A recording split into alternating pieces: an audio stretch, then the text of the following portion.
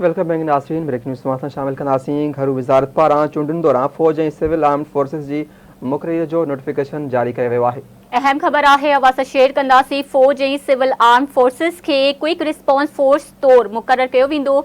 Notification जारी कयो वियो आहे। अवां खबर शेयर कंदासीं। ब्रेकिंग न्यूज़ है। फौज के हसास पोलिंग स्टेशन ॿाहिरां क्विक रिस्पॉन्स फोर्स तौर मुक़रर कयो वेंदो। फौज जी मुक़ररी चूंडनि खे शफ़ाफ़ ऐं पुरअमन बणाइण लाइ कई वई। नोटिफिकेशन में इहो ॼाणायो वियो आहे। अवां खबर शेयर कंदासीं। फौज जी मुक़ररी 5 खां 10 फरवरी ताईं हूंदी। घरू वज़ारत जो इहो चवण आहे। घरू वज़ारत पारां चूंडुनि दौरान फ़ौज ऐं सिविल आर्म्ड फोर्सिस जी मुक़ररीअ जो नोटिफिकेशन जारी कयो वियो आहे।